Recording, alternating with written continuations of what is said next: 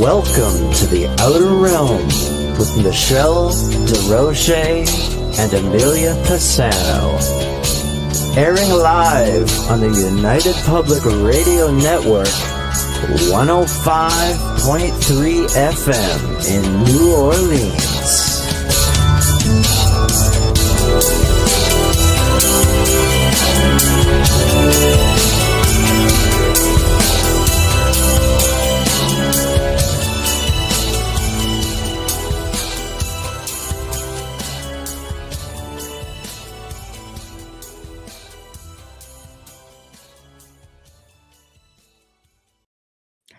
Good evening, everyone. Welcome to the Thursday night segment of The Outer Realm. We are broadcasting live on the United Public Radio Network, UFO Paranormal Radio Network, 105.3 FM from the Gulf Coast, 107.7 FM from beautiful New Orleans. We are fully sponsored by the amazing people over at Folgers Coffee who have been a part of our journey for the last few years. Thank you, Folgers. We couldn't do it without you, nor would we want to. Also, big thank you to Justin Snicker, aka Dr. Snick, the Sonic Surgeon, for the contribution of his voice, his music, and his time for the intro you just heard. He is an award-winning composer of Halloween, horror, sci-fi, and dark wave electronic music, which can be found on all of your favorite music streaming platforms. Also, big thank you to Steve McGinnis, the artist behind all of our logos here at the show. Check him out on Facebook and Instagram. Also does Halloween and horror. That's his specialty. Does amazing stuff, but does phenomenal commission pieces. Big thank you to all of our networkers out there. Oh my gosh, I love to see you guys share everything up. I am so grateful, so humbled. Thank you, thank you, thank you. Love you so much. Tonight is going to be a very, very deep and touching educational segment. I have my very dear friend and fellow co-host of Ethereal Encounters Unveiled, and she's got 2 shows on the network as far as time goes. So you check her out on Thursday, 5 p.m. Eastern, and Friday at 3 p.m. Eastern. Anyway, Carolann Iadarola joins me to discuss death, the afterlife, grieving loss, moving on. We talk about it, we touch on it, but I don't think we've ever dedicated an entire segment to it. So put your seatbelts on and enjoy the show. And please, again, I will go ahead and put up comments every now and then. I will flag all of the questions, and I promise we will get to everyone. Without further ado, Carolann, hello. Hi, everyone. How are Michelle. you? Thank you for having me. I'm honored. Yeah, it's a pleasure. Are you kidding? Come on. We always have so much fun. Carolann actually does a lot of the Beyond the Outer Realm shows. We do a lot of the uncensored shows. Love them. Yeah, right. Yeah. Oh boy. There's only one place you're going to find those. You guys know the Right. drill on that. So, wow. Hello, Blue Star from Rumble. Hello, hello, hello, hello, Janie. Hi, Janie. Oh my goodness, as we go along. Going down, going down, going down. Hi, hello, Heidi. How are you? Always great to see you. I see Hello, Dolly's out here. Teresa. Yeah, I'm making my way down, making my way down. Here we go, here we go. Hello, Sherry. Hello. I'm really thrilled to see you here. Fantastic. Nice to see you. Okay, as we go along. Hello, Dolly. You know, I just always want to break out in song. I know. Yes. That's awesome. Wayne, you did make it. You did make it. Okay. I just want to make sure we got everybody before we get a start. People are coming up. Mark, all the way from the UK. I swear you are a champ. Honestly, it's like 2 a.m. for you. Always so great to see you. Thank you. Thank you. Folgers indeed. Folgers indeed. That's nice, even when the chat room gets all into the whole sponsors. Oh, yeah. Oh, gosh. Okay. So we are going to get ourselves started. And wow. Thank you, Mark. Where do we start with something like this? Do we explore? I mean, I think I find the afterlife itself There's just so much on that. There's so much information. And I think there's a lot of misconceptions with it as well. So what do you want to start with the afterlife, or do you just want to get into what are you comfortable with? Because this is going to be a little bit about your journey. Oh, thank you. Since somebody keeps saying, we'll have that conversation. It's funny when you brought that up. I never really thought about it before, but I don't think we've ever dedicated like a segment to it, and that kind of is interesting in and of itself, because a lot of people I find get very uncomfortable, when you broach this topic, death, grief, that kind of thing. Yes. I've experienced it firsthand myself for the past 3.5 years. And it's always interesting to be the observer and still be the experiencer at the same time. So yeah, I think this whole thing is it's good for people. I think so. People from all walks of life, and I think there have been quite a few people, including myself, who have experienced it in the last, 2 to 3 years, especially. So where shall we start? Where do you want to start? Do you want to start about your journey with this, and going into, we can get all into the heavy duty stuff after with Yeah, we could do afterlife. that. We could definitely do that. The interesting thing that I realized about grief itself is that it doesn't have to be the loss of a person that you love. You can grieve, and of course we know this cognitively, but to know it like intuitively is a different thing. Like you lose your job and have terrific grief, and all of the rules for grief still apply. So, we all lose pets, we lose, our possessions sometimes. So loss is something that, as uncomfortable as it is, we all deal with it on the daily, and some greater than others, of course. And then you have like your typical grief stages, which they're great because they're true. They don't follow a sequence, although they list them 1, 2, 3, 4, and so on. So you have denial, anger, bargaining, depression, acceptance, and then interestingly, they added a new one. So there's a 6th one now, and it's finding meaning.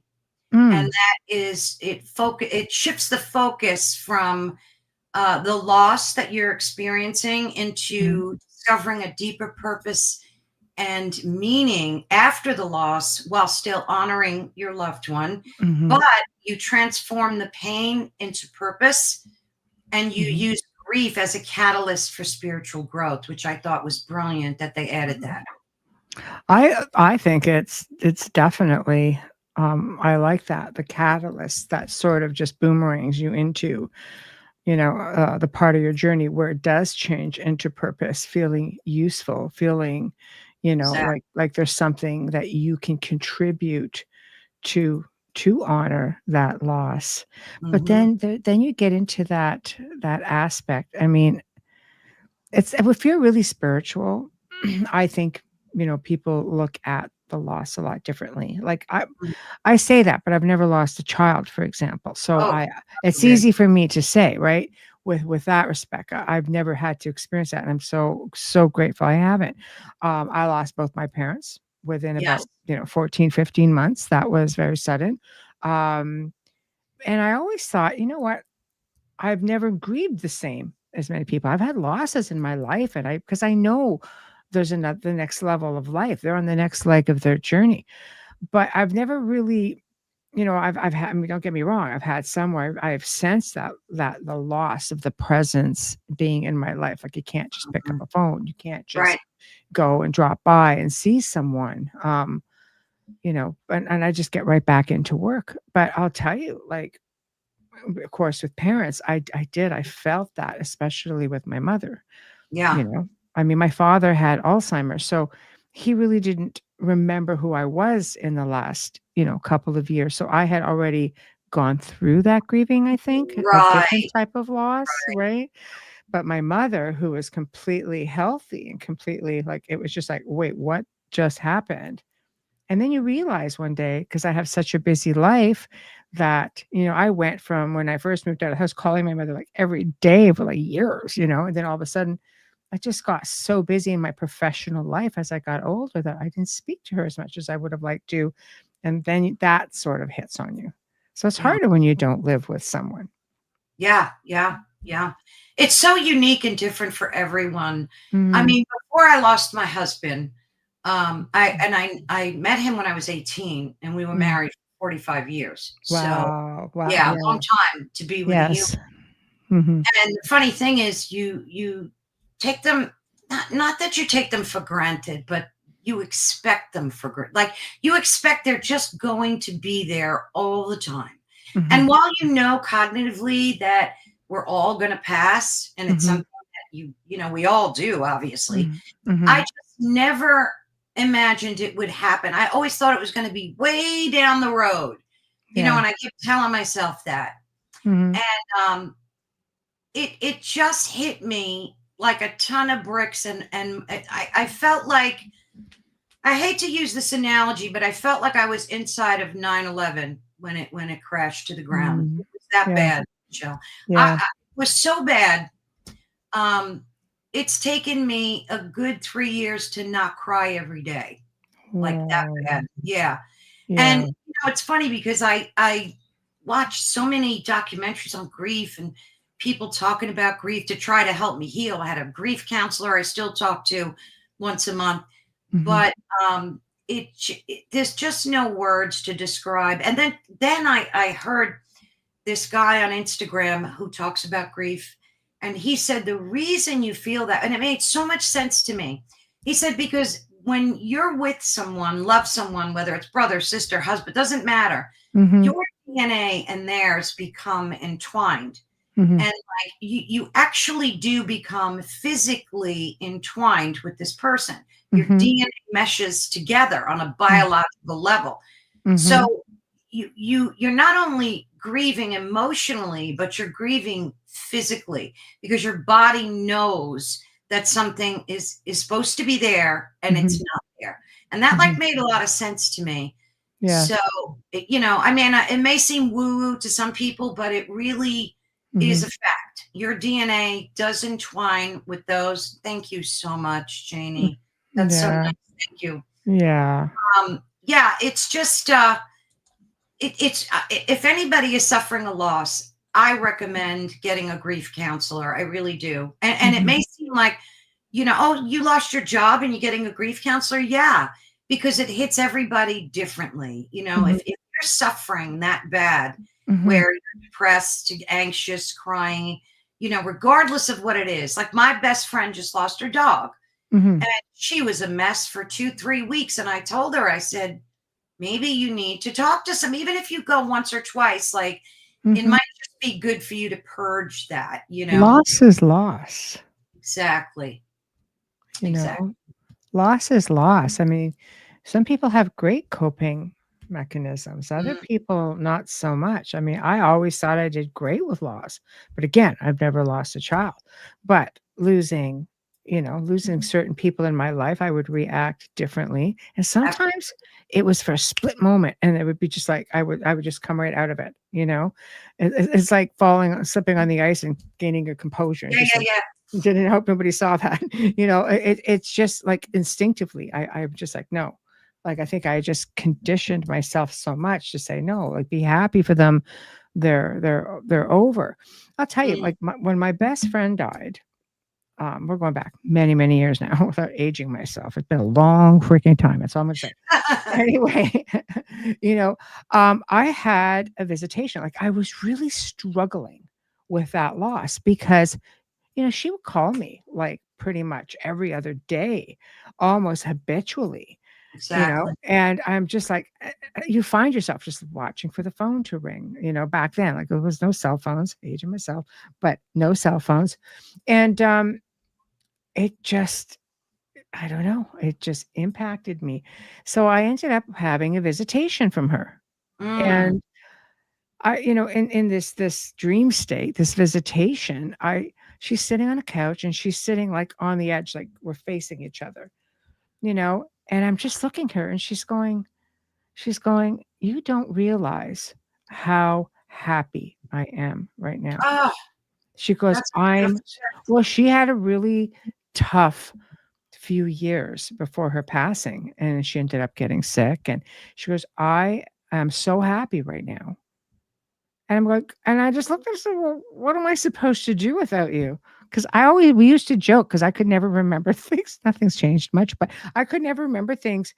And I would always say, you carry all the memories, right? Childhood stuff, because she was a Yeah. childhood friend. And she said, you'll move on. And I was like, well, shit, all right. I've been told. And you know what? From that moment on, I did. Yeah. But it's almost like she just had to give me a little smack and just say, Yeah. go on, like, it's okay. It's like, she's like, this stuff. And I'm just like, Yeah. I do. So you just need to be taken out of that. Yeah. Yeah. You know? And it's funny because in my case, like I could know all those things, talk to people about them all the time, interview awesome folks on NDEs, near death experiences. Yeah. But when it happens to you, you Yeah. just don't, like, I lost my parents, and of course I Mhm. grieved and cried, but it was Mhm. so different, Michelle, Mhm. just so different. I can't even explain, like, for 45 years, every day, this person was in my life, making decisions with me, sharing the birth of our children, buying homes, just life, everyday life, sorrow, joy, pain, sickness, health, whatever. Mhm. Mhm. And then all of a sudden, to have them just snatched away Mhm.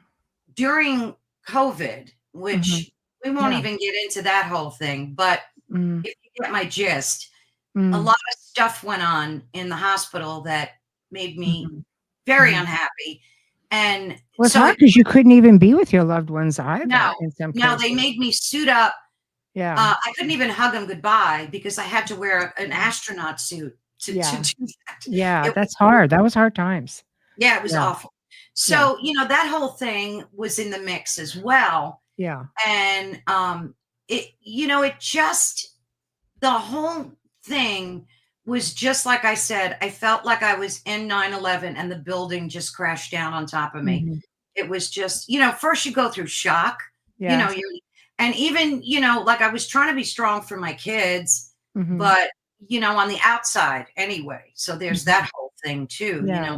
want to think Sure. of your family, but Yeah, so you can't react. It's hard because you right. have to be the strong and you can't react. You have to do things in private. You have to be there to help get them through it, Yep. and then being in times where you can't be, you can't hug, you can't do anything. And literally, Yeah. you feel like you're being, like for myself, I felt like I was really robbed of my father. Expected because Alzheimer's eventually. I mean that comes sooner rather than later. But my mother, I was just like, wow, wait, whoa, like Terrible. I really felt, robbed at that point. Oh and yeah. and a little bit bitter. I won't lie. I was a little bit bitter. I was just like, wow, okay, Yeah. So this happens. So for you, what was it like day to day?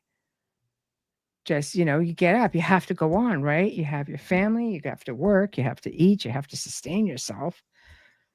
Yeah, it's funny because eating was like virtually non-existent. I felt like like you don't even think of eating that. And I had to have, like, my sister, thank God I had her, Mhm. who was a great support to me. She, Mhm. would make sure that I ate and everything. But you become numb and all you do is cry, like I did for the first like 6 months, just every day, cry, cry, cry. And then, Mhm. and I would talk to him every day because I knew he was in a better place. Mhm. And I knew that he wasn't suffering anymore. And that, that's a joy. Mhm. But one thing I heard a grief counselor say that helped me, it Mhm. really did. He said, grief is like having a big stone in your pocket, Mhm. and it's huge and heavy. And when Mhm. you first put it in there and you try to walk around, you can't. You're dragging the stone, right? Mhm. He said, but you got to do it every day. The stone is there every day. Mhm. But you notice that over time, your legs start getting stronger and your back starts getting stronger and your body starts getting stronger and the stone gets lighter. Now the stone's weight didn't change, but you did. So, and that's really true. Like that's what happened to me. So like grief is always here. It's always with me, but I'm just a stronger woman now. Like that just helped me for some reason. No, absolutely. And there's no time limit on grieving. Exactly. You know, this is the thing that I always find interesting is people that are just like, well, it's been a year. Well, excuse freaking me. I didn't realize I was on a schedule. Right. You know, did you have people who would approach you and say, okay, look, snap out of it. Now it's time. Like what? Yeah, I've even had family say that to me. Like, wow. It's 2 years already. Don't you think you should move on? And yeah, There are cultures that go years and years. Like they were Oh, black for 5, 6, 7 years, 10 years, depending on the, you know, on the culture Absolutely. or the beliefs, religious belief system. Like, you know, it goes on and on.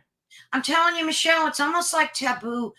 It's so interesting. Like I said, if I look at it as the observer and as the participant, because I would watch people very closely how they would approach me after because they also knew my husband as well. And I would just watch the behaviors and they varied from person to person to person. Some of them were very like, I can't talk about it, don't want to talk about death, don't want to talk about grief.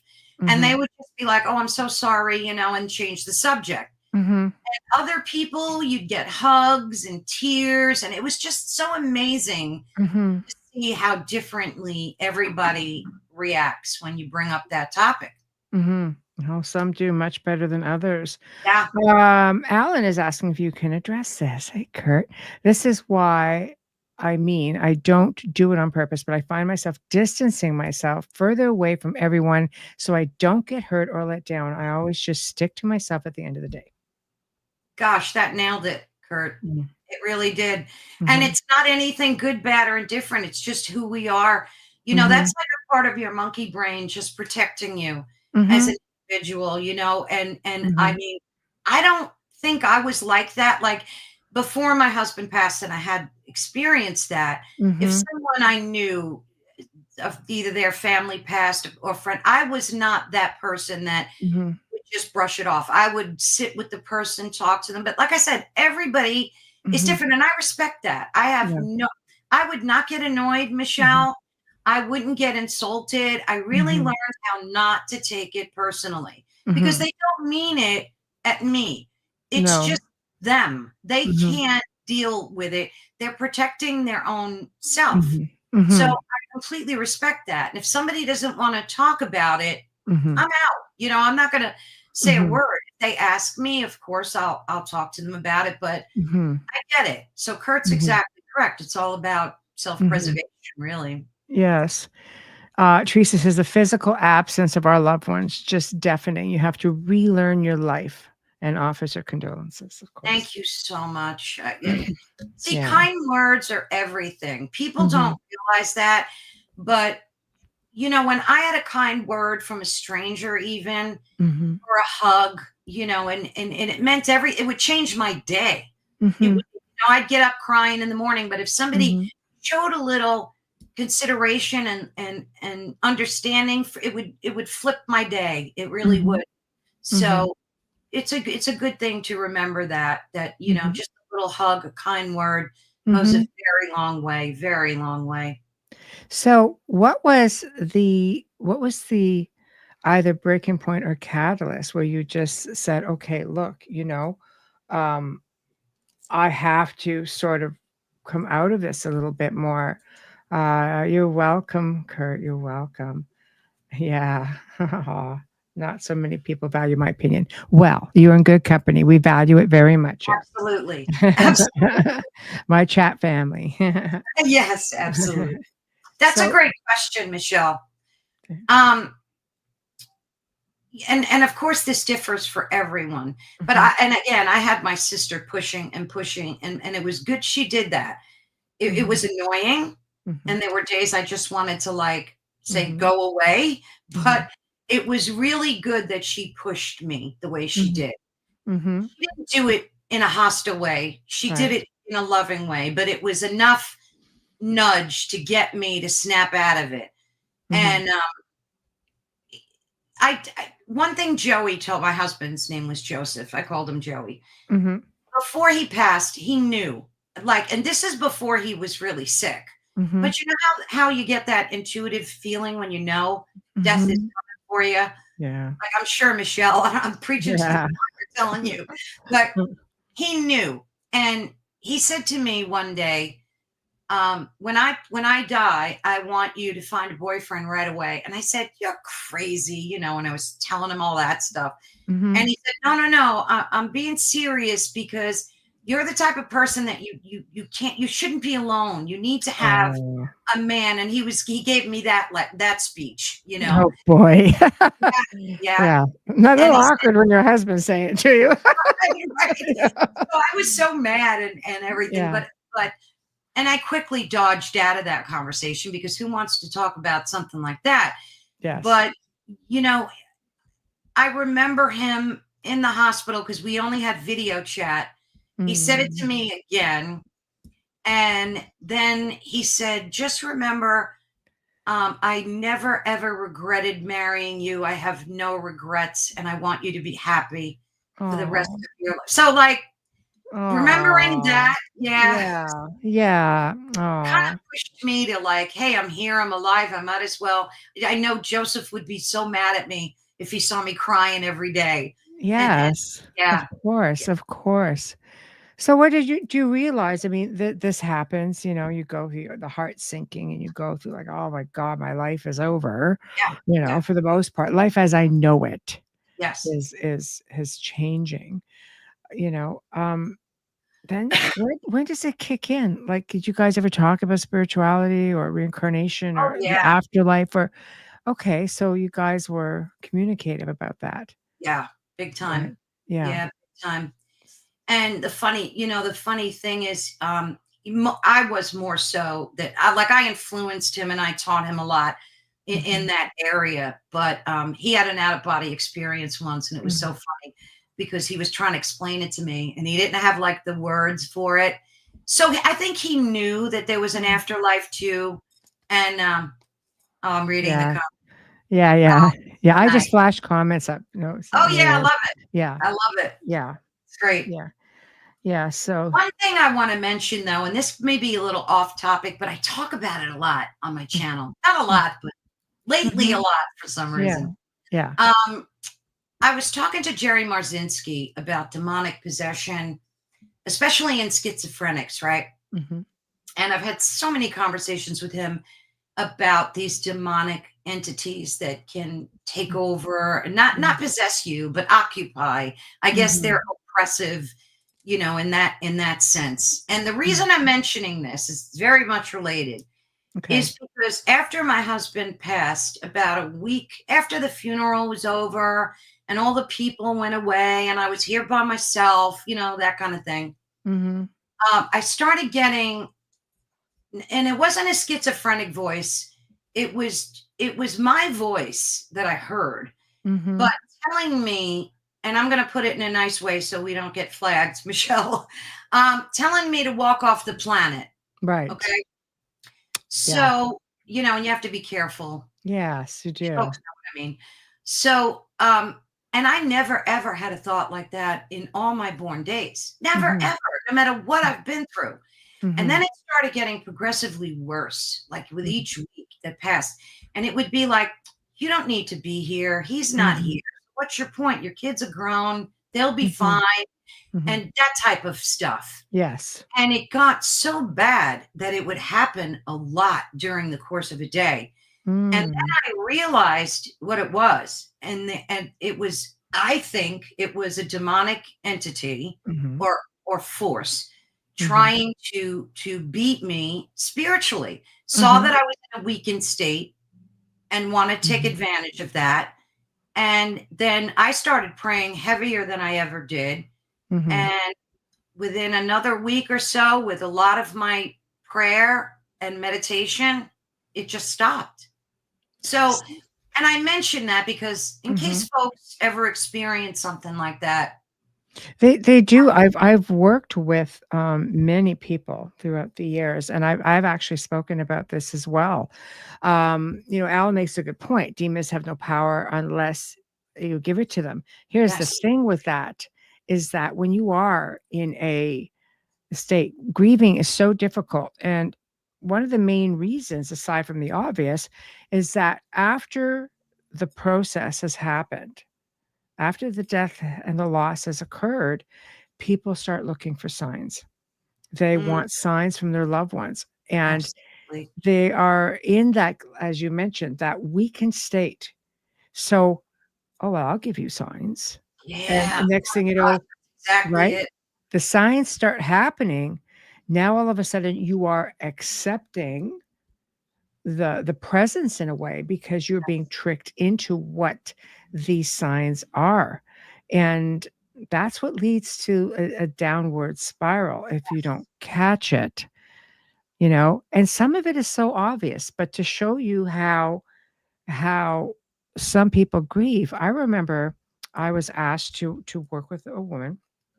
She messaged me and she said, I have a recording. And I've had recordings left on my answering machine after someone I've cared about has passed on.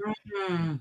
Like perfect, old-fashioned beep answering Oh machines. Like I've my had that right on tape, so it's not digital at all. And so when she messaged me, she said, "Yeah," she goes, "I need you to help me with this message.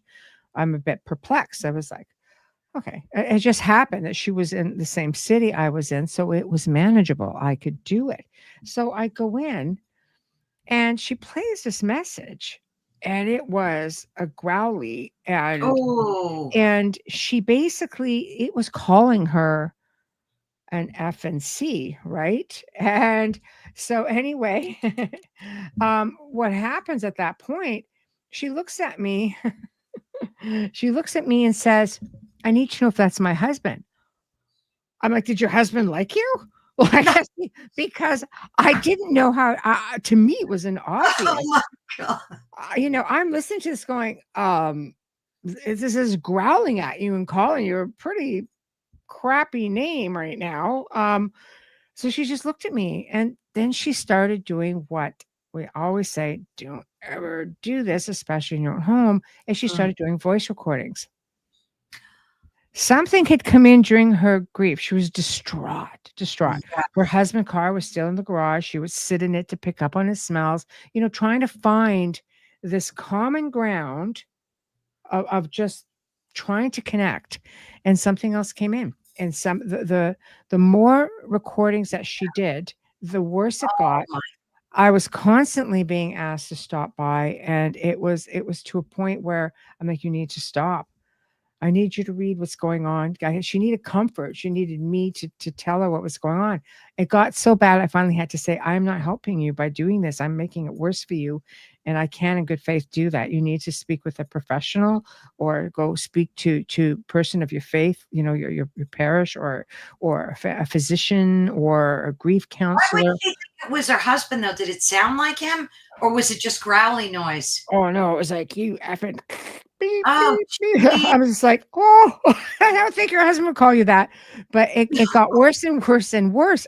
Now here's the kicker. Okay. Wait for it, everybody. She called me over. She was, I promise this will be the last time. I said, okay, no problem. I ended up having to clear the place. Oh, Eventually I did. But I couldn't until she stopped everything because it's like keeping your foot in the door. So I sat down and she said, I've assembled some people. I was like, sounds serious. Okay. I would like to do some necromancing and I'd like to bring my husband back into the physical form. what? I stood up and I said, I'm not your guy. Yeah. I am not. I says, I am not going to help you with this. I don't believe anybody can really help you with this in good faith. I said, this will come back and haunt you. And sure enough, it took her 2 years Literally. before I heard, yeah, for real. Oh yeah. She goes, well, Jeez. it never worked. I said, no, I didn't figure. But I ended up 2 years later being contacted to clear the place. And it was bad. It was so bad. Oh, I can So imagine.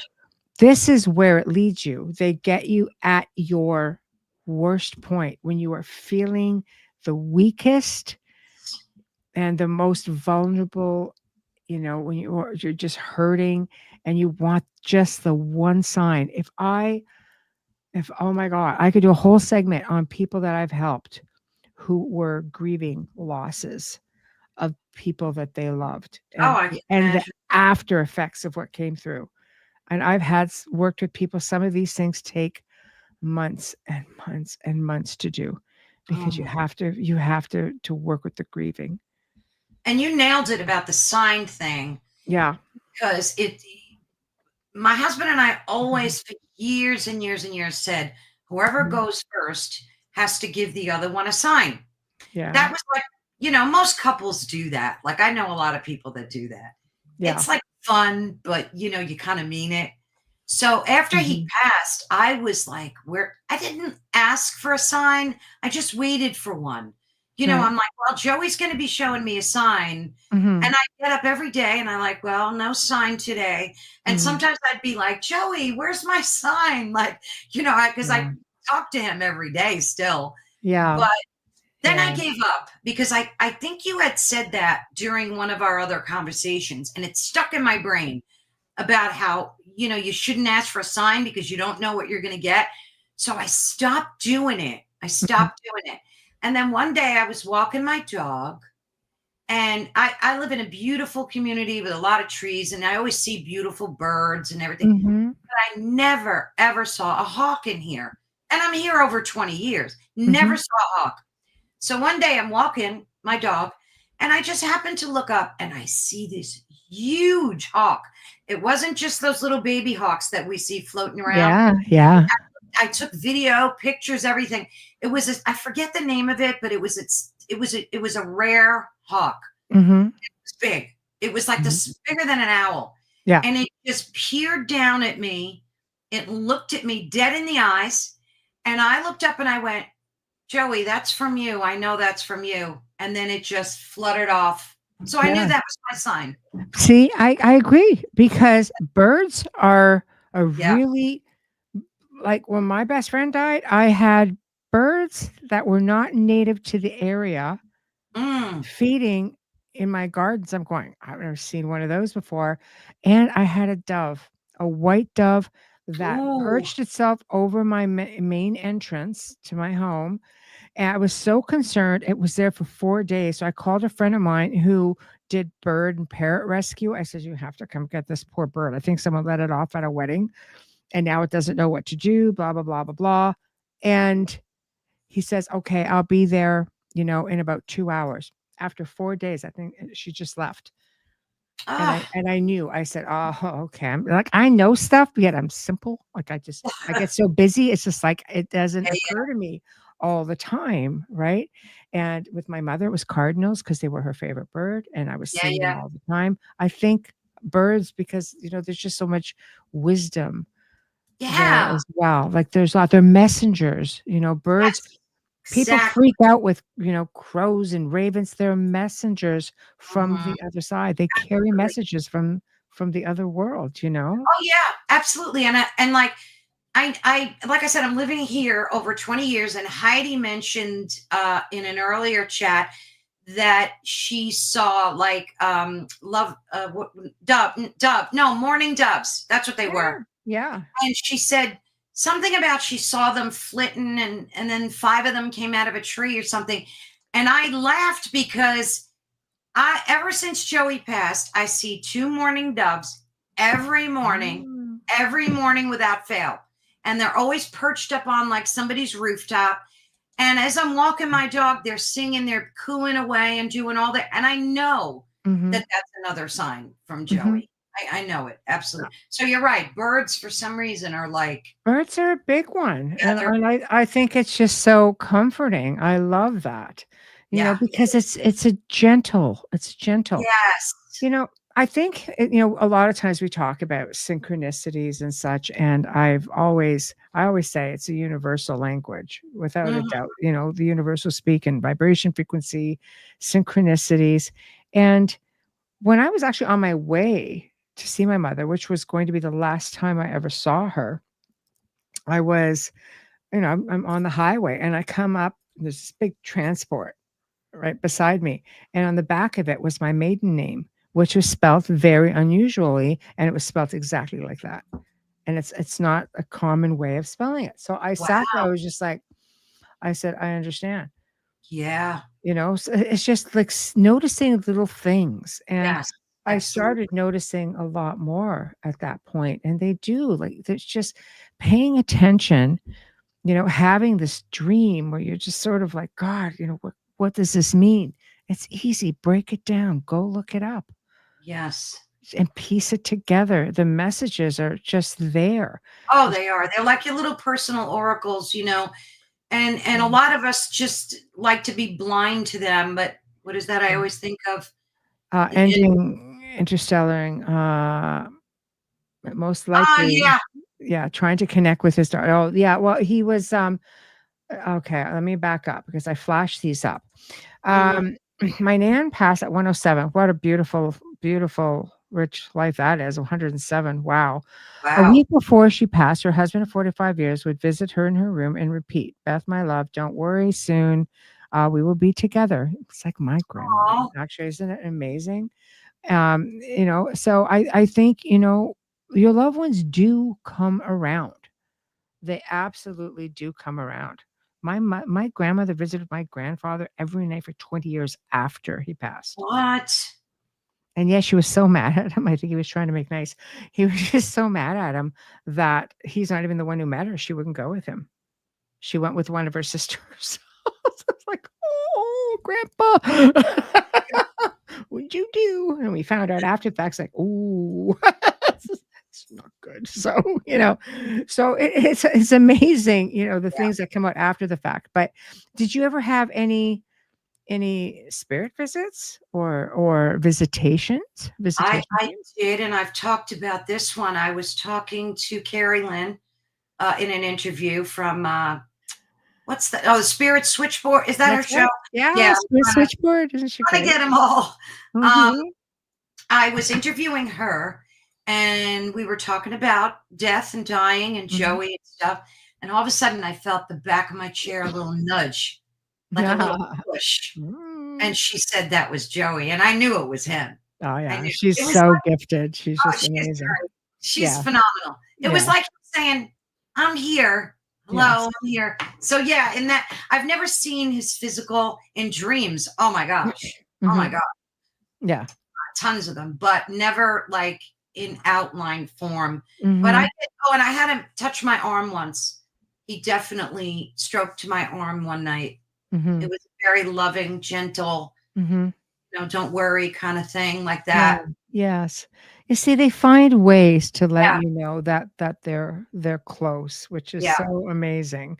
You yeah. know, with my mother, she would flicker one of the lights, which she always said she was, because it's easy. She goes, your sister won't know what else to look for, so I promised I would do that. So she comes, to my place and says, you don't need to flicker lights with me. I know when you're there, you know. So meanwhile, going to the wash, she would just would mind a couple of minutes, and the light goes. I'm like, it's very awkward for me right now. Would you please mind, like, just step out, and Yeah. everything just stopped. And then it went on, and then I went to another room, and then it started. Thank you. Let us keep the bathrooms off limit, okay? Yeah, But exactly. but that was Yes. my mom. She's just she just loved to joke around and stuff like that. So that didn't surprise me totally. But would it? I mean, for all I know, I'll just stop flickering the light. You still won't know, but I know. So but I like when you can get to that point, where you can start acknowledging the visitations and putting together the messages. Where do you feel, hey, Michael, where do you feel you're at now? Michael's also a host, Michael Angley Show, Saturday nights, 10 p.m. Eastern. Here on the network. There we go. So, where do you feel you're at? Aw, I bet you do, Jim. The blueberry pies. Where do you feel you're at now in your transitioning with all of this? Like, are you, do you ever try just to have an NDE to try to visit with him on your own? Not an ND, so LBE and OBE. Oh, Don't do an ND. you know, it's funny because Preston has a great book that teaches you how to do them. Yeah, I know. Yeah, he does. I love Preston. He's awesome. He is. So after I interviewed him, and he was, this is how easy it is. You just do this, do this, do this. Yeah. And he's like, and don't forget to do this. And so I read the book and I said, you know, I'm going to try it. And I tried for like 2 weeks, nothing, right? Crickets. Yeah. And then one night I did leave my body, but I didn't see Joey. I saw some dopey musician, like some stupid rock star. Who are you? What'd you do with my Joey? Yeah. The strangest thing, Michelle. Oh my God. And I got so scared that I just pulled my I don't know how I met this person, but I did. It was the weirdest thing. Might have just been the level, you know, the door you came in through, the level. Yeah, I don't know what it was about. I can't figure it, but I left. I did, and I met this person. I don't know what Joey Vidone. It was just the strangest thing, and I guess I got scared, jumped back in, but I didn't see Joey. I wished I would have, and I haven't tried since then, but I should. Right. So let's fast forward a little bit then. So obviously you've come to this point where it's like, okay, because I know we've spoken very briefly about that. I won't, get into that. Okay, just like, okay, this is it now. I'm going to be proactive. I'm gonna move on. Not that you forget or that you ever miss a day. Oh, no. The grief is always there. Oh yeah. But what did it for you where you're just like, no, I am going to take this path because I feel it's therapeutic. I feel maybe I can help somebody else or I can learn things. Well, I would have to say it was like I've always been into like high strangeness. I love that they call it that now because that was never called that, Michelle. Oh, really? I use it all the time. When did that start? Because I learned it on the network. Like I never heard that. That's a John Keel thing. John Keel coined that. Oh, is that right? Mm-hmm. I love it. I love it. It encompasses everything. Yeah. It does. It truly does. Mm-hmm. But my entire life I've been, a student of it is Heidi. And I think for me, being driven to what I'm doing on the network, especially, is part of that journey that is meant to be. So when I said before about how they added a 6th to the grieving, the list, it's so true because you do try to make sense of this tragedy that happened. And for me, it was to continue this journey deeper than I ever have before. And that helped like nudge me along the way for sure. Do you feel like watching the shows and working your way to doing, a podcast, do you feel in a way that somehow connecting to the field of high strangers that maybe it would bring you closer to Absolutely. Gosh, you ask all the right questions, girl. Yeah, exactly. That's exactly the truth. Yeah. And it does. It's not just hoping that it would, but it absolutely does.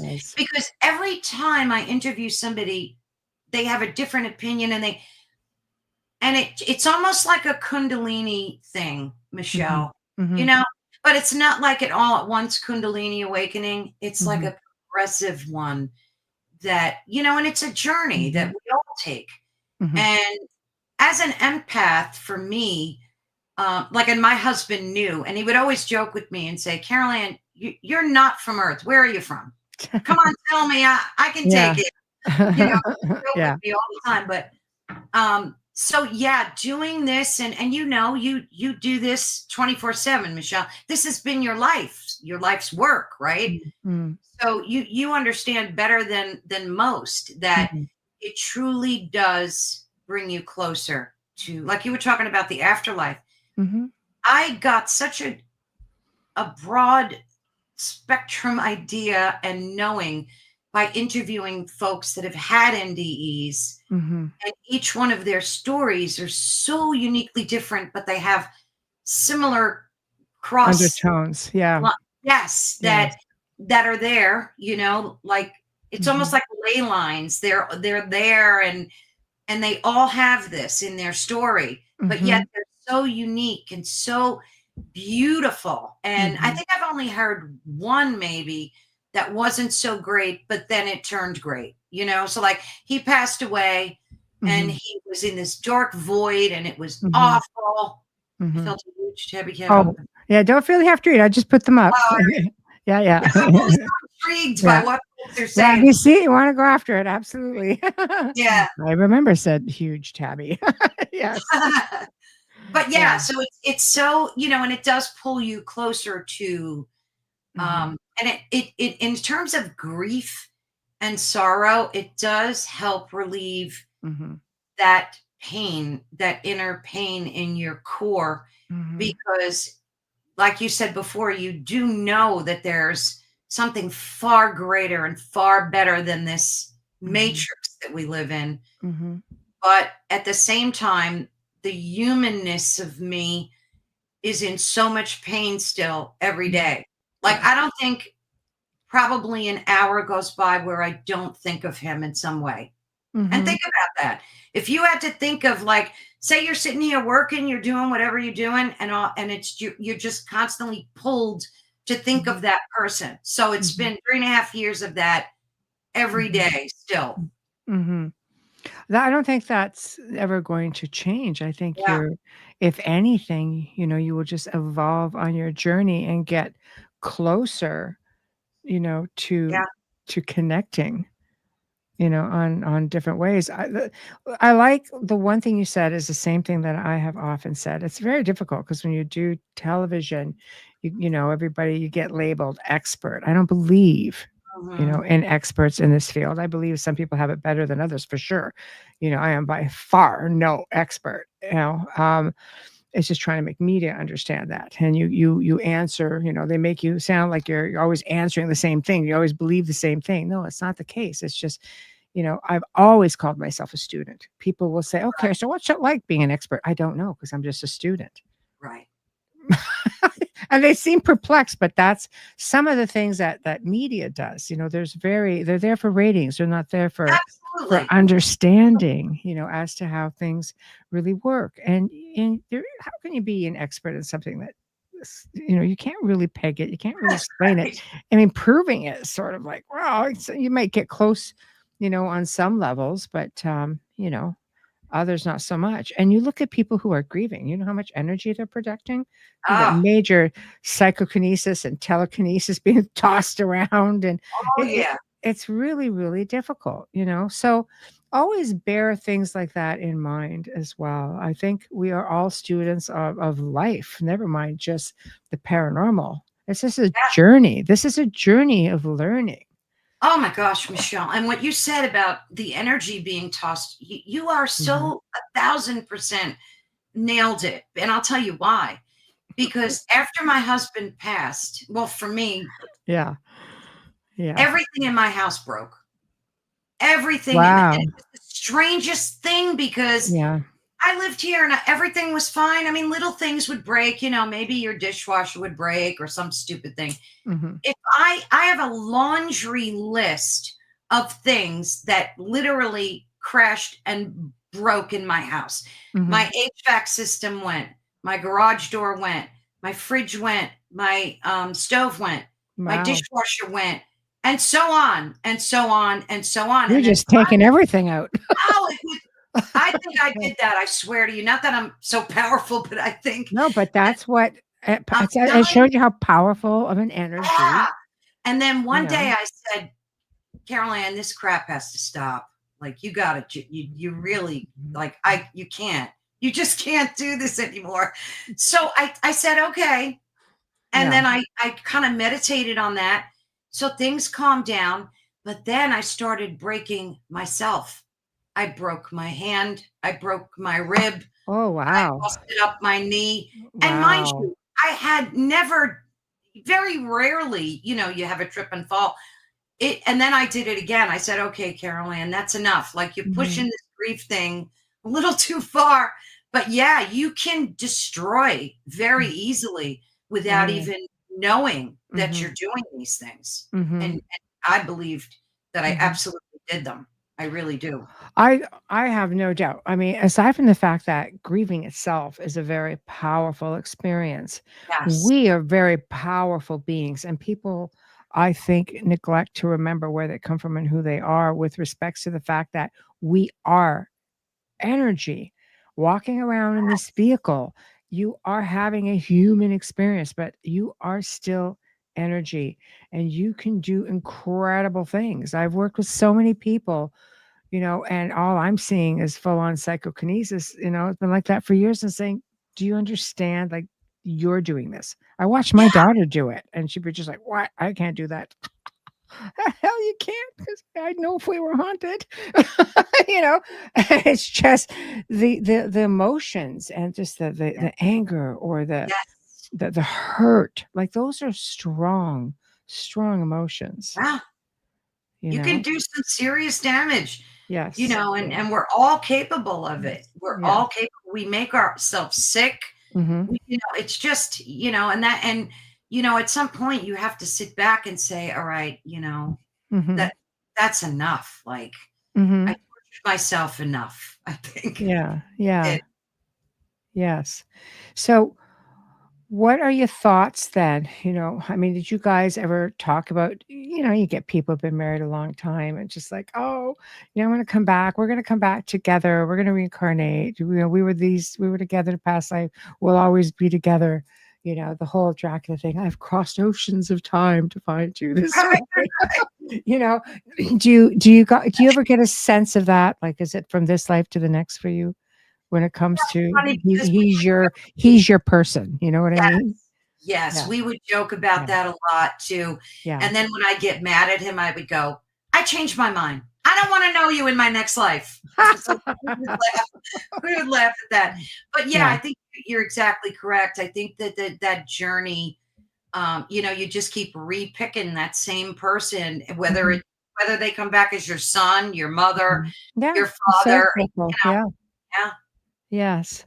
So, I love that. I love that as well. I think when you meet your person, you just instinctively know it. And it's just sometimes you have to wait your whole life for that person. Yeah. Sometimes people are really lucky. Yeah. My person, sure. Yeah. So, death itself. I truly believe that it's the next level of life. And I think what doesn't help with grieving is the conditioning that we receive through, schooling, maybe parenting, because there's narratives. There's always narratives, our faith. Well, you're going to hell, well, what is hell? What is hell exactly? Because, I don't even think technically it's mentioned, but it's not even in every religion. I think, you have religious belief systems will always incorporate a belief in an afterlife. Some of it might be reincarnation, purgatory, heaven and hell. Christianity and Islam are big with that. What are your thoughts on that? Because I mean, when I lost people in my life, I explored all of that. I just felt this need to know. What, you mean you explored all the different religions? No, well, I've done that too, because this is what I do. But I mean, you want to seek out real answers. You want to know what's next. Where does it go from here? Like I've spoken to spirit people, and I've just asked them, and I'm like, well, what do you see over there? Like with my uncle, for example, really intuitive, never feared death until he was dying. Right. Then he kind of then he was coming to me and saying, look, like, I need to know how I can save my life. I need to know how, like, why are you asking me? You're just as intuitive, He goes, that you have equipment that talks, because I want to speak to my father.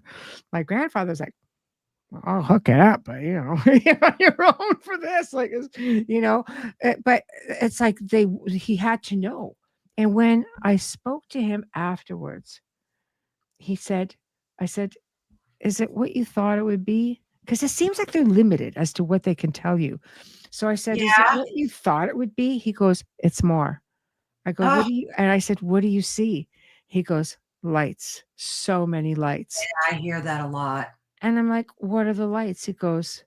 He said, spirits, spirit Mhm. energy, essence. And I was just like, good. All right. I'm okay with that. I'm okay with that. Yeah. Right. So I don't know. Do you find yourself in there? Like, I went on this freaking mission. I had to know. Part of my paranormal journey is because I needed answers too. Of course. Right. Especially someone like yourself who's lived this life. Yeah. Oh, thank you. Amazing examples of how you've embodied the strength, wisdom, and compassion from the journey of your grief. Thank you, Teresa. Thank you. You guys are all awesome in here tonight. Thank you. Just putting it out there.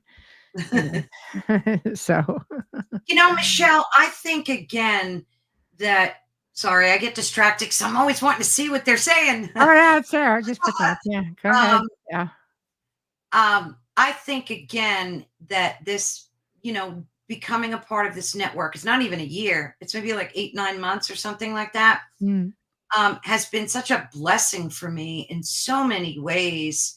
And I've heard folks, especially that have had NDEs, talk about these points of light that they see. Yeah.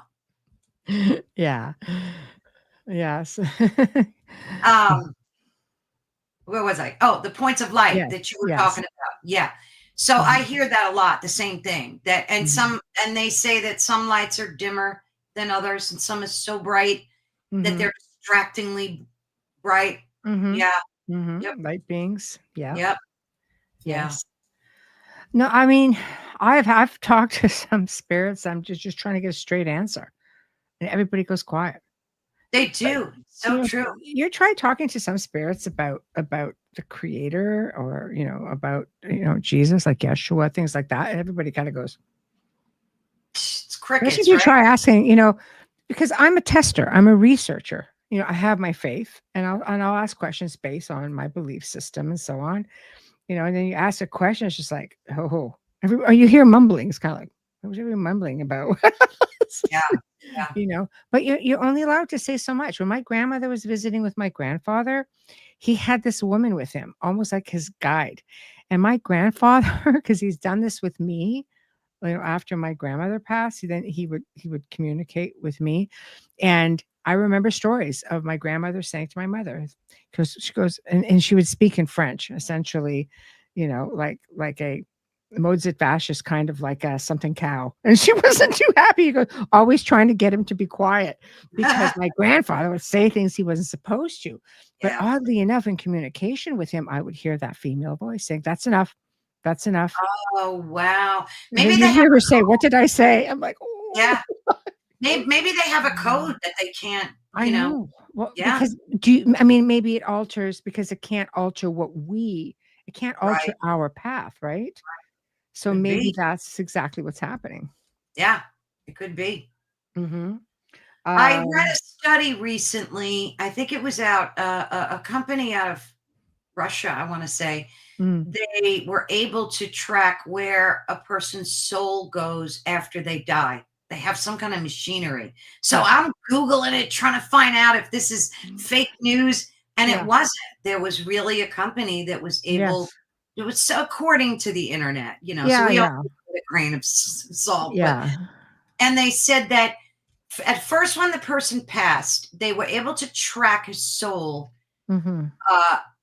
hundreds of thousands of light years away. And then it lost the signal.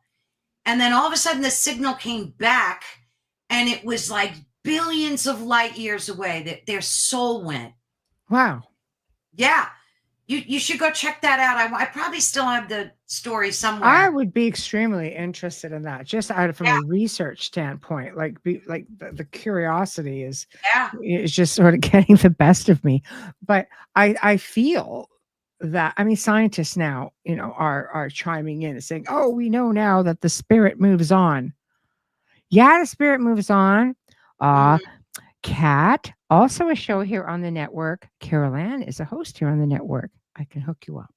Yes. There we go. Please do. I can hook you up. I love to interview the other hosts. So anybody Yeah. email me, Yeah. Carolann at Ethereal Encounters Unveiled. Yeah, there we go. But yeah, Carrie, hello, Carrie says she also had researched that. Ah, But yes. but that, I think that is just it. They believe that yes, the essence does move on. But let's get into the fact that there is a very strong belief that the essence can split. Mm. So the soul can live simultaneous. Yes, like in multi-dimensions. Yes, multiverse, right? And this can go on. So it kind of makes you wonder, like, you know, What how much of you go. is the soul really splitting, or is it that spooky action at a distance thing that Einstein talked about, where when they did that light test and how it traversed through the holes. Mm. I'm so bad at trying. I can't remember the name of the test. Maybe our souls don't split. Maybe they're just here, there, and everywhere So at the we're same just time. we're simultaneously Yeah. existing. It could be because, I mean, think about it. I know I travel when I sleep. I know I do. I know Mhm. I go off and have. I mean, I'm in places. I'm going, what was that about? But people mistake it as dreams. And you Dreams don't come are not a get me? dream, right? Well, you're Yeah, supposed to come get me. exactly. Come get you. So, Exactly. but that made you think about that. It's not a dream. Maybe you're just having I call them, I was on another adventure, or I was at work, whatever the case may be. So I agree with Alan. We do create our reality. It is literal. It's we create our physical reality. We do. Everything is mindset. Everything is manifestation. Um, there are so many different parts to that, though. It's just very, very diverse, not super cut and dry. Sometimes there's a lot like dimensions and realms, and Right. But I do think, I know that I used to be able to think about something, and I would just go and do it. Yeah. People say, "Well, that's lucid dreaming." Okay, I could fast forward, rewind. I could pick up where I left off the night before. I could do all kinds of things. And then somehow it just kind of went, it's like, oh, great. Kids kind of do that to you because you never sleep again when you have a Oh, child. yeah. It's just like one eye open, one ear open. Oh, So, yeah. right, you never go down far enough. Right. But I don't know. I mean, what are your thoughts on afterlife? What's your thoughts on, let's say, what's heaven, what's hell? I don't think that either of those places are somewhere that you go when you die. Yeah. I just don't believe that on Yeah. a personal level. Mm-hmm.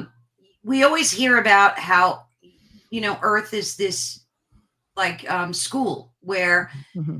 we get this education here and then we move on. Well, the great question, move on to where, to what? Then they tell you, don't go to the light. It's a trick because that's just going to keep you in the reincarnation. Oh, like the soul trap sort of thing. Yeah, soul Yeah. trap. Right. And I've heard people that have had Yeah. NDE say that that's not true. You're supposed to go to the light. So, Yeah. like you said, Michelle, it's like crickets when you talk to people. You get different opinions. Yeah. I tend to think it's the school of life here, Mm-hmm. and that seems to resonate. It's a trap, Heidi said. It is a trap, and there's men in it. Yeah. Mm-hmm.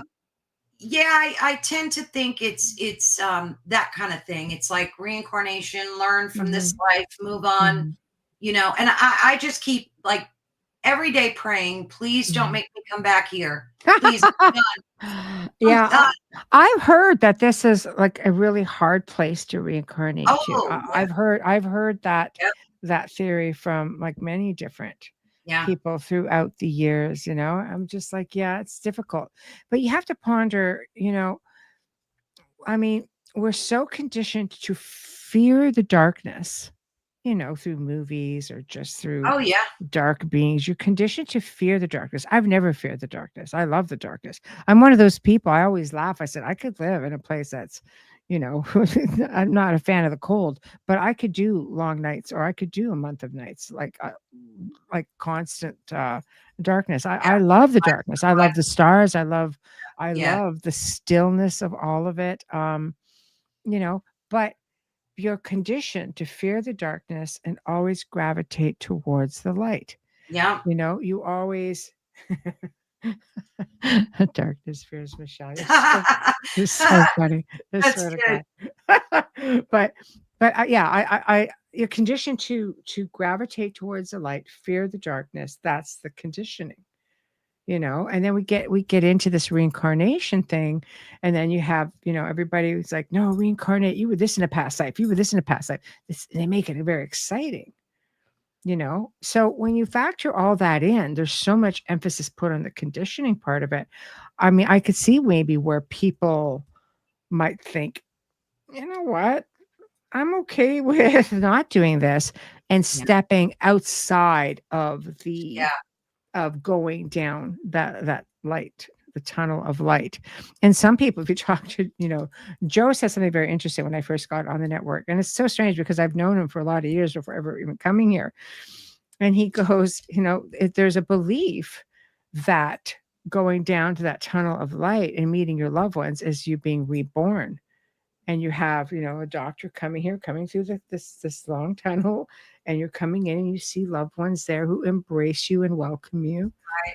So I don't know. I'm kind of like, I don't think I like that option much either, because that means I am back. Yeah, exactly. So I don't know. It is very interesting, and I like this. Jim says, it is our innate need to believe in an afterlife, a process of our brain's evolution of survival. I agree with that. I do agree with that. Yeah. I think that's actually really well put, no darkness could beat the darkness of the mind. That's true. Oh boy, that's good. Yeah, the mind, for sure. Ellen says the physical plane is the hardest place to live in, but we choose it. Just as we choose everything else, we're powerful beings. We forget that we choose it all. Yeah, exactly. God, such wisdom. Yeah. Rumor has it this is a gangsta planet. Aliens lock their doors, flying by the earth. Probably not wrong. It's either that or we're just like one big TV show. Planet Earth. Let's see what they're going to do this week. Don't you find it? That would be great. Don't you find it interesting, though, how the veil is lifting off of darkness's exposure? And I don't mean darkness in terms of night. I mean evil, demonic. It's just exposed now, and we're all seeing it. And I don't think that's a bad thing. I think that's a good thing, because now it's exposed and we know what it is. We know where it's coming from, and we kind of know the source. That kind of thing can hurt my brain. Yeah. Yeah, no, for sure. For sure. I don't know. What is our, as humans, what is it that drives us to want to know? I mean, loss. I mean, I can understand, loss hurts. And I think in turn, does it create, you would think, does it create a fear of dying? Does it just, I don't fear dying. I'm more concerned about the method of my demise than dying itself. Right? Exactly. It's how you go, not, when you. Yes, exactly. I mean, especially with a lot of things that I've worked with over the decades. Yeah. Yeah, it could be a little bit freaky deaky there, but I think we're on a journey, and the journey to evolution, I think, is to try to sort a lot of this out, because we don't really die. Why can't, for me, and I know better because I've worked this, for so long, but I know we just move on. I know it's just moving on. Here I am. I'm okay. Your loved ones come around, and they're always around you. It gets a bit awkward, but they're always around you, and they are pretty much, they're just showing you move on. Like, why are we stuck on this? Why are we so stuck on the physical part of the aspect of it all? I think because our senses have spoiled us. Like, we've become so addicted to the ego in the physical form, and just gluttony. And I don't mean that in a bad way. I mean that human way. Yes. We're all about purchasing, things. You got it bigger, better, faster, that kind of thing. And I think our senses like spoiled us, and kind of, they're always trying to be the dominant force over what our soul knows best. And I think that that's a struggle for our spirit. At least it feels that way. Because think about it, we're always fighting the urge to eat something. Oh, can't have that cake, or can't, go. Oh, don't go to the casino. Don't gamble. It's like there's always a battle between mind, body, spirit. It's true. Or the keeping up with the Joneses term of always the next best thing. And all of that means nothing. No. It means nothing. When my husband died, he didn't have a U-Haul truck taking his crap with him. Right. It doesn't work that way. It's one thing you learn when you do lose somebody, because, having to clear out my mother's house, like the family home that was there forever. And I realized at that point, coming from myself, because I've lived a great life. I've been able to travel the world. I've been able to experience many things. And I just really like unique things, like old, heavy, medieval revival. It's a past life thing, I'm sure of it, because I find great comfort in being around the energy of certain things, right? People laugh because I'll always say I go really stupid over Gothic arches. I do. It's a really ridiculous thing, but I do. But I've learned, after downsizing twice and leaving the film industry and not having, the manor house, or we would have people come in to film all the time. I was just like, when people want to film at your place all the time, it's a matter of, you have to switch things up, because you can't switch up the house. So you've got to switch up what's inside of it. Right. Because it was very unique. But I have 3 storage units, big units, a lot, full of pieces that, when you come from a place that's got 10, 12-foot ceilings, and you have 8-foot ceilings, and you realize that big, giant, beautiful, cathedral confessional door, it's not going to work.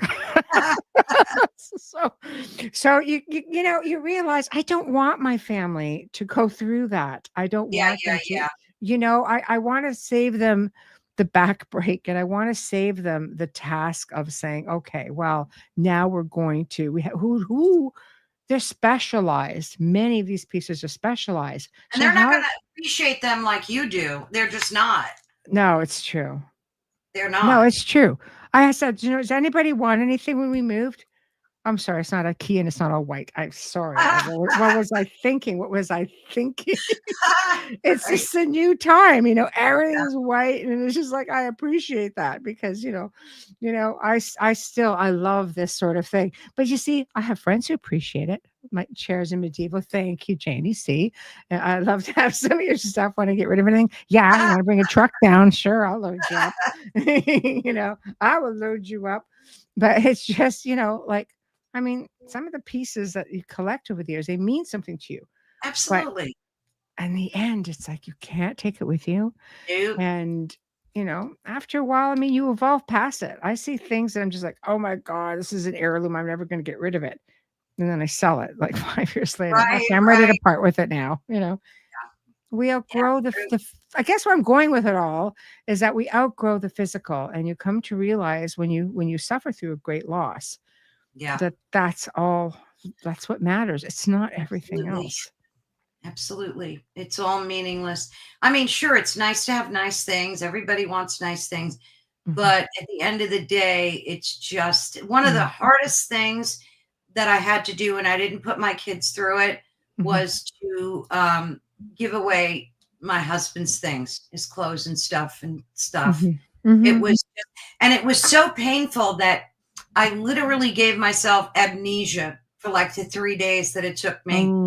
So I only remember like the end of it and the beginning. I don't remember anything in between. And it's good. I don't want to remember it because it was just so painful. It was, I just can't. That's all I know about it, was that it was one of the worst things that I had to do. I think it's because you're purging. We think when we do that we're purging that person away, and my grandmother and my grandfather suffered 25 freaking years. So when everybody's getting rid of her stuff, they had to get rid of his stuff from the 25 years before. She's like, don't you touch a thing. It's like, okay, man, all right. So, I mean, some people just cannot get through that process at all. Like, it's just not even an option. So, but you know what I do? I do think if you can get past that process, it's always going to be hard, no matter when you do it. And it's, I'm sure you can agree, you're not purging that person. You're not getting rid of that essence. Right. You're not, that person is always there with you, as you're being poked in the back while you're doing an interview. It's like, absolutely. Yeah. Yeah. So, but that was, these things are all lessons. I truly believe that they are, because you just, after each one of them, it changes you to the core. It really does. It whether it's losing a loved one, losing your pet. I mean, any type of loss. That's why I thought it would be so good for people to hear this, because it's such an uncomfortable topic. Nobody really wants to talk about this, Michelle, except me and you. Yeah. I think some people, do much better with it than other people. Some people grieve really hard. Oh yeah. You know, like I mean, I have family. If a celebrity dies, it's just a major event. I was like, oh my goodness. No, it's true. They just do not do well with it. What about your perspective on, let's say, the afterlife being a state of being, more like like connecting to a higher power instead of being a physical location, like kind of getting into consciousness or something. I think a sense of being. Yes, I absolutely think that's a distinct possibility. And I think that once we surrender our physical bodies, that's something that can very well be a viable possibility, that we're just all these, we're just this energy, and it's got to go well, we know it never gets, you can't create it, you can't destroy it, right? So it just is, and it goes back to the state of isness. You know what I mean? Isness, it just goes back to what we were meant to be, our true nature. I fully believe that. Yeah. No, for sure. To me, the body is just a burden. I mean, it's a great way. It really is. It's just a burden. A burden, yes. It really is. And that's the one thing that makes me not afraid to die, because you're shedding this weight and this, I mean, yes, it's great because we have our senses, and they're just as wonderful as they are awful, right? But I think that when we shed this body, that our true nature is truly exposed. And I think you're right. It's just energy going back to the state that it was meant to be. Yeah. I think it just goes home. It just goes back to creation, to energy, into the universe, and wherever that place may be. It's so difficult because we have, again, there's so many theories, and you have science saying, no, this is a thing. You have, yes, now we know the essence moves on and trying to figure it out. You have, religious beliefs that tell you it's a thing. We have a lot of good theories out there. And I've been asked that question so many times out of the numerous interviews that I've done through my years. And my only real answer is, I'll let you know when I get there. Because you can't give a real definitive answer. Your faith, because some people have such strong faith. So this is the way it is, because this is what I've been shown. This is what I've been taught. This is what I resonate with. I resonate with a lot of things too, but it doesn't mean they're accurate. Then you get somewhere. I mean, I'll use my uncle for an example. I mean, he grew up, as a person of faith because, my grandparents were like that. And, as they evolved in their journey and embraced their spirituality and embraced their gifts and things like that, it was sort of, that belief doesn't completely change. It just evolves. Yes. So to hear from him, I was expecting him, which leads me to think, like, is the next level part of our manifestation? Like if he was, if anyone who thinks, for example, I want to see baby Jesus, is that who they're going to see when they get there? It's part of their manifestation, their wants, their right. So if you're, for my uncle, as his beliefs evolved, it didn't mean he didn't believe in the belief of God and Jesus and Mother Mary and all that, because they were raised Catholic. But for him to say there's so many lights, like I feel close to the Creator, like I feel, because you're back to being in a part of that creation. You are a part of that creation, right? Absolutely. So there's something that is just so far beyond, I think, the things that we are taught here. And it doesn't mean you can't or don't take it with you. It just means that it's all connected in one form or another. Yeah. I mean, and we only have, the vocabulary to express so much of it. And I think from talking to people that have had such astounding NDEs, they have a different way of it. I could never re-explain someone's NDE the way they can. For sure. And it's just, and you're right. The ones that really have a strong belief in Jesus do see Jesus. That's right. Yeah. The ones that believe in Buddha do see Buddha. That's right. So I fully agree that you're taking down that path of your own beliefs. I think so. I think so as well. Carrie, it's funny. I asked my spirit guide, or my spirit, I'm assuming is what you said, who really was the genius that created us humans? She replied gently, it wasn't mine. Beautiful. I love that. Thank you for sharing that. And Alan says, anyone who thinks we weren't created by some intelligent being hasn't been paying attention. Religion and all that does not matter. 100%. Absolutely. It's just manifestation. It could be, there's so many different levels, and it doesn't mean you have to leave behind what you resonate with. It just means that, take it to another level. Yeah.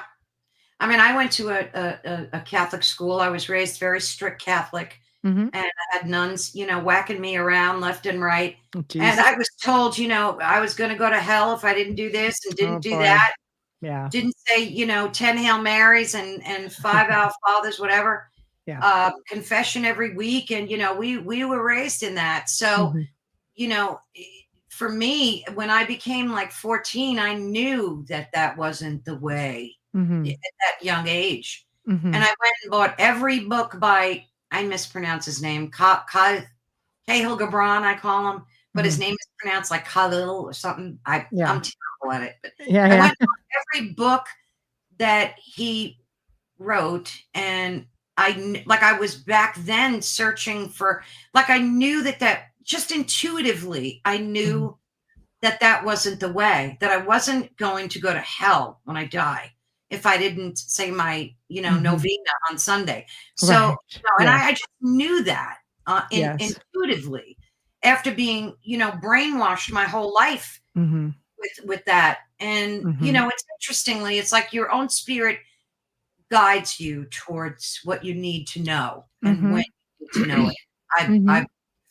Yes, 100%. 100%. I think sometimes that you will connect more to your creator in nature than you will within four walls somewhere. Like there's, you have to, spirituality will teach you, and whatever beliefs you have, just add that, the bonus of spirituality to all of it, because it'll teach you that you will find all of that within yourself. You will find it. Because it is literally everywhere. 100%. Yes, that's it. We're all connected. There is a greatness in humanity. And in that, we are connected on a physical level, but also in spirit, 100%. You 100%, know what I yeah. mean?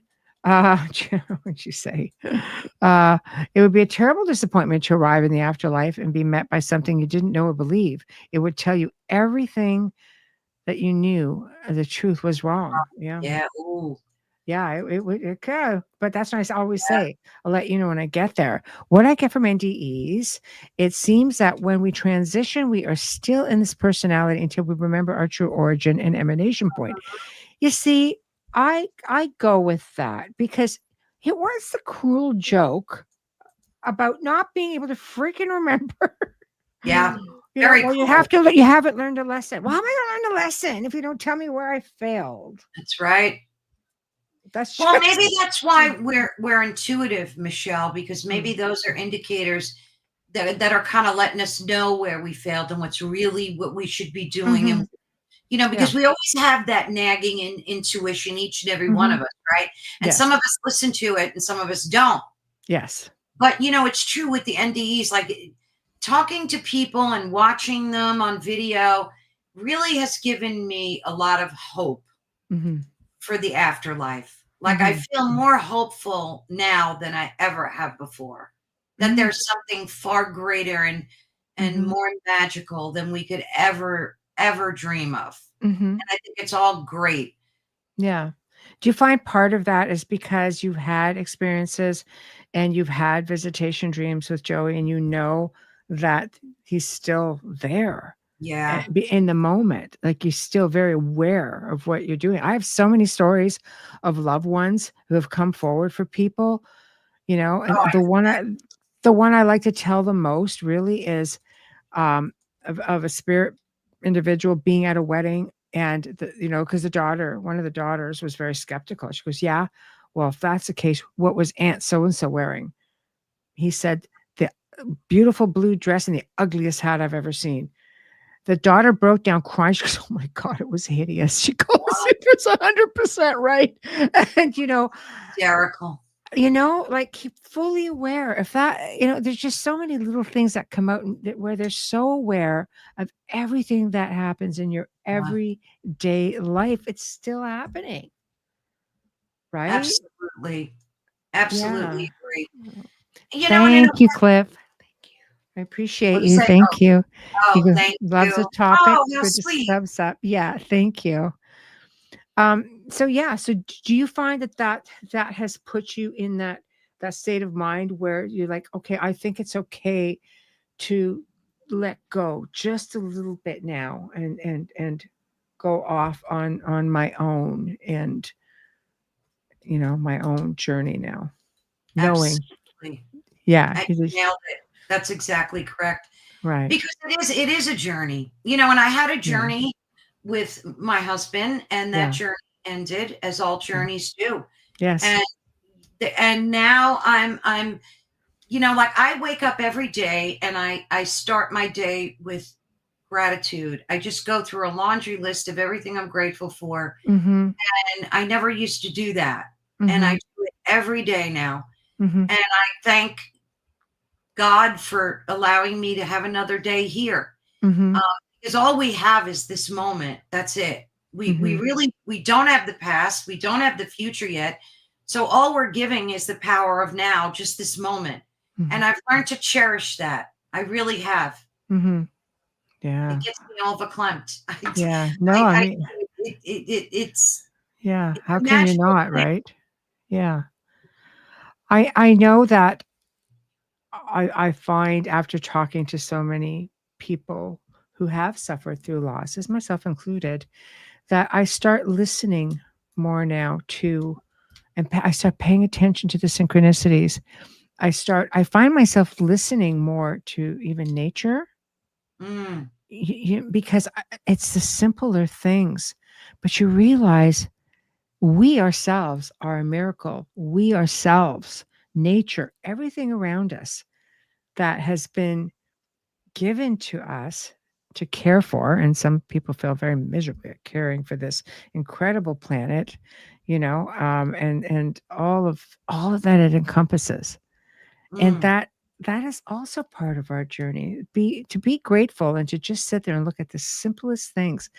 Also I sat there the other day for about a half an hour and just watched this little bird fighting with like a piece of something in its mouth because it's nest building time. And I'm just like, it's freaking amazing. It's so resilient.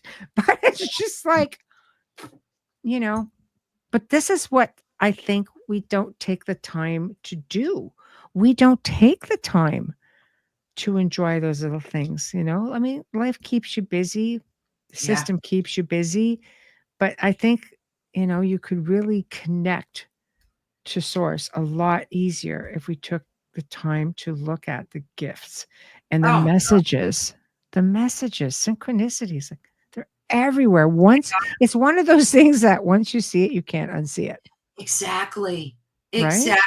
It's like we're distracted from ourselves. It's almost like we can't, sit with ourselves anymore. Yes. You either have to have a cell phone in your hand, or people can't go to the bathroom without having a cell phone in their hand. It's right. I mean, it's just the way it is. So, and like you said, nature, just what, like, that's why even when I'm walking my dog, I just won't look at my phone. I just try to look at the trees and all the birds and just appreciate. But it is all about gratitude. What is this? I think it's hard. I'm going to go through a few of them. Wayne says, I think it's hard because people for the last 4 decades or more were in the physical with people we love and care about, to suddenly need to learn to move past the physical into something we can't see or touch. It's like people who go for psychic readings. I always say, there are so many gifted people out there. They don't need to use cards. They don't need to use anything. But I think the receiver, it's easier for the receiver to see something physical and go, they look at the cards. That's a good A good medium doesn't need cards, but you might need those cards to visualize what it is that you're experiencing or what you're hearing, if I ever have to visit my daughter after a pass, I'm showing up in green pants and a blue shirt wearing leopard print glasses. They tease me for being colorblind. This is so funny. Yes, look, 100% look around. Magic is everywhere. Teresa says, I agree. To remember our physical connection to Mother Earth and all sentient life in this world. Oh my God. Yes, yes, and yes. The messages are the synchronicities, 100%. Jim, I can watch ants for hours at camp. Something so small, but which has purpose. Yeah. Right. Going within. Remember who I am. Yes, exactly. Kat says, I wonder if people used to say that about books. People can't go to the bathroom without a book. All right. It's, I mean, yes, time definitely, it passes quickly. It changes. I find myself sometimes just looking back and saying, we want so much when we're young to grow up. I want to grow up. Don't want anybody telling me what to do. I want to do this. I want to do that. Then when you're there, you sit back and I think to myself, God, I wish I could go back. I wish I could go back. Right. See my mom and dad, just having, Christmas dinner with my grandparents and just people they're just gone. Right? They're just gone. And you realize simpler times. It's just like. Yeah, absolutely. Right? Yeah. Every day I would get up and go, where are you, Joey? Where did you go? Yeah. And I would just talk to him and hope I'd get an answer. And I'd be like, I know I'm not going to get an answer, but. How do you know? How do you know it's just not left as like a sign? Yeah. Instead, how do you know? Like when you're talking, that little bird isn't sitting there on the window ledge. I mean, we're kept so busy. An example I like to use is, I use this for people who are like haunted people, but it does apply to people who are looking or who have loved ones. It's like, let's say you leave a glass on the table, you go to work, come back, the glass is moved. Will you know the glass is moved, or will you say, yeah, I left the glass on the table? So when we don't pay enough attention to our surroundings. So here you are sitting there having this conversation, like, where are you? And he's like, look behind you, there's a bird on the window. That's me. Right. You're not going to see that. You're just like, oh, where are you? Where are you at? Meanwhile, this bird's like, come here. Like, do you think that's like part of it? Just we're missing out on. Absolutely. That's why when I saw that hawk, I knew. I was like, Yeah. And I took like a sigh of relief. It was just so wonderful. Yes. To just know, like I knew that Yes. was my sign. Yes. It was just no way around that. So it was No, great.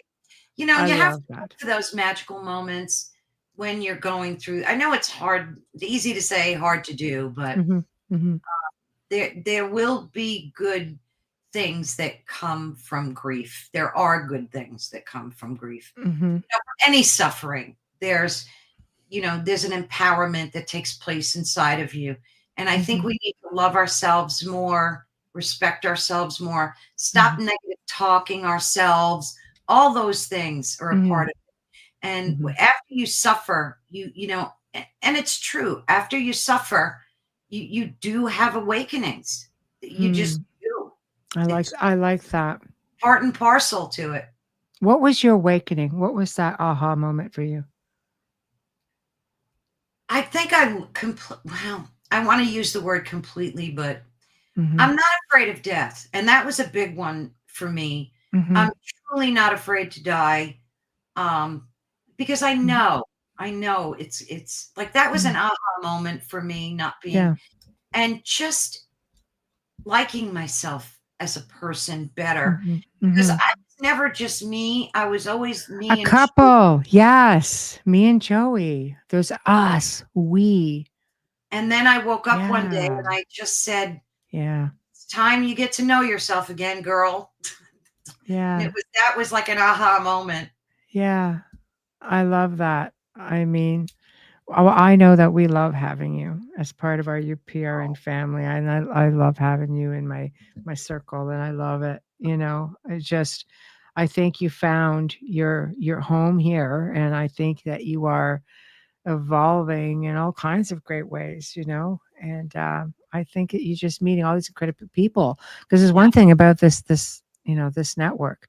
When I say, like the UPRN family, I mean, we look out for each other. We, Yes. like we just do. I mean, you need a guest, sure. Your guest didn't show up, you're available. Yep, I'm there. Like it's just we resonate with one another. We just do in our chat family. I mean, we're so grateful. Like so many people in our chat, they'll support a lot of the shows, and then we have some who are, who are just here. They love the show. I'm humbled that they love the show so much. Yes, the awakening would be terribly difficult, necessary, but hard nonetheless. It can be, but it could also be really, really beautiful too, I think, Such a great lady. Love the episode as usual. Well, I can hook you up. I can do that. So, okay, it's time to promote yourself. We're getting up there. So tell us about your shows. Tell us what you have coming up. Just go. Oh, goodness. I have a lot coming up. One of the things and I have to say this before I promote myself, is I'm so grateful to you, Michelle. You've truly become a friend, and I never met you, but I feel like I've known you forever. I do. Yeah, thank you. I think you're one of those people that I've known before. Probably. You're a wonderful spirit, and you're just such a good person and a generous and kind person, and I absolutely adore you. Thank you. You're so kind. You made me cry now, but thank you. But I just had to say that out loud because I truly mean it. Thank you. Yeah, thank you so much. And thank you for having me on tonight. I had a lot of I hope that this helped other people, dealing with anything in their lives that, like I said before, that they've lost. So, but I have shows twice a week, which kind of shocked me because I never expected that. I always go once a week, but it's good. It's going good. And the Friday shows are pre-recorded. They're for the guests that live in Europe and can't make the live. So they're Friday at 3 p.m. Eastern Standard Time. And who do I have on this week? Oh, well, what is today's date? The 5th? Oh my God, I have to look. Well, tomorrow's Friday. Yeah, it's crazy. Today I had a really good show with Judy. She suffered from schizophrenia and recovered. And that's an amazing story. I think everybody needs to definitely check out. Mm-hmm. And we have our conspiracy theory coming up on the 6th. Am I right? That's tomorrow. That was for those of you who missed Beyond the Outer Realm, since it's a daytime show. Yeah. It's with Carolann and I. You're gonna We'll get catch sick it of on me, her Michelle. show. No way. Will never happen. Right. No. So I thought it would be too much. But yeah, I love doing that show with you. And then it airs on my channel like a few weeks, maybe 2-3 weeks later. Yeah. Mm-hmm. They're so much fun. So please be sure to watch tomorrow Michelle's show, of course. Yeah. We have some good ones. We do, because that was part 3. And I think part 4 is, one second, we're doing another one on July the 1st. Dun, dun, dun, dun. Yeah, that's coming up too. Yeah. So the show tomorrow is our 3rd show. It is. Right? Am I right? Yes. Oh, and yes. it's you got to watch it, guys. It's really good. Yes, it is. We always have a good time, and we always try to be quite informative. So yes, of course. And so yeah. So unlike myself, you'll probably actually be able to still see it on YouTube with Carolann. Oh, so far, keeping my fingers crossed. Yeah, you're a little luckier than I am with that. I don't take the chances, and either does the network. But everybody someday and have no YouTube channel. Yeah. Well, yeah, one day it'll come to that and be like, oh God, here we are. Subscribe to Rumble. That's about right too. Apparently YouTube gets a bit ornery about that too, just advertising that. So next week, guys, Tuesday, Beyond the Outer Realm, Mark Ollie, my dear friend Mark Ollie, all the way from the UK. We're going to be talking again about forbidden knowledge and hidden archaeology. Grand Canyon, Antarctica, things of that nature. You're going to see a little bit more of those topics coming up, even on the main show, because I have a couple of guests coming on in July. Won't spoil it right now, but we're going to really start getting a little heavier into stuff like that. I get asked about it a lot, and like, all right, darn it. I can't say no to you guys. So we are going to take care of that. Wednesday, for the very first time on the Outer Realm, Joshua Cutchin. And this is going to be talking about the similarities between the UFO phenomenon and the Fae folk. Oh, that's good. I know, right? And Thursday, another friend of mine and fellow researcher, Dan Hammond, is going to be, he's a researcher of the obscure, the paranormal, cryptids. And we have had some pretty incredible conversations, and he's one of these people who'll send me photographs and say, what do you think of that? I'm like, is that a freaking wolf? And I'm talking like dog man. He's like, right. He gets some really interesting stuff and deals with some interesting people, so it's just fascinating. So anyway, big thank you to Carolann for joining me this evening. Big thank you to Folgers, Dr. Snick, Steve McGinnis. You have been watching The Outer Realm here on the United Public Radio Network, UFO Paranormal Radio Network, 105.3 FM from the Gulf Coast, 107.7 FM from New Orleans. Thank you all. Have a terrific weekend. Oh, before I go, you've seen our guest. I'm going to be doing Nocturnal Frequency on Sunday night at 9 p.m. Eastern time. I know. It's going to be great. These guys are great. Yes, it is. Oh, yes, you got to post that on your. You'll post that. I will. I will make sure I get a link, and the guys will tag me in it. Steve Genier and Alex Rondini. They've been on The Outer Realm several times, actually. They're very, very, very good friends. And I'm very, very honored, of course, to be asked to return. And we're talking about female paranormal researchers. Oh. It's going to be their season ender. So, come and catch it. And thank you, Cliff. We appreciate your subscribing and liking. And we shall not forget about you. Return. Come back every week. Good night, everybody. Have a great weekend. Michelle. Thank you. You're welcome. Mwah. Love you guys all. Love you. Be safe.